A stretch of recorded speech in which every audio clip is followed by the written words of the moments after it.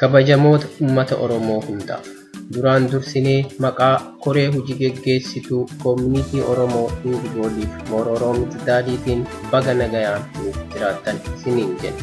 Asumatti aansinee wanti osoo dhiifama isin hin gaafatin bira hin darbine tokko yoo jiraate guyyaa duraan beeksisa itti maxxansine irraa guyyaa kanatti sababa iddoo qophii itti qopheeffachuu barbaanne ni jalaa qabamee galma biraa namni irraa akka ta'e akka nuuf hubattanii guyyaa amma itti jijjiirame kanatti dhuftanii akka nu waliin dabarsitan jedhaa haa dogongora uumameef dhiifama isiniin jenna.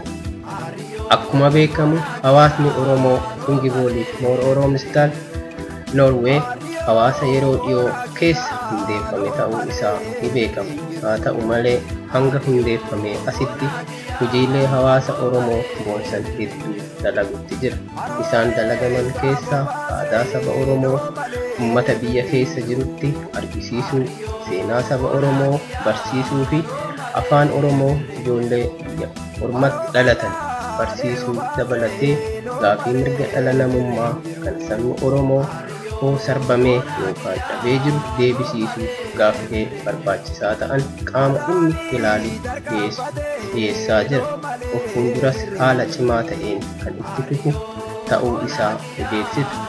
Kanaafuu eebbi hawaasa Oromoo Ingibooliif Morooroomsitaal Noorwee onkololeessa yookaan Oktoobarii 12 bara 2013 waaree dura sa'a 3 kaasee hanga halkan walqixxee sa'a 11tti akka ta'u ni beeksifna. Kanaafuu koottaa waliin haa kabajnuu, waliin haa bashannanuu jenna. Walitti heddummattee jirbiin arbahiit jedhu miiree. Akkasumas waan dandeettan hundaan hawaasa kana jabeessuu irratti akka qooda keessan baatan abdiif kabajaan waamicha isinii dabarsina. Galatoomaa koree hawaasa Oromoo Ingibooliif Noorwee.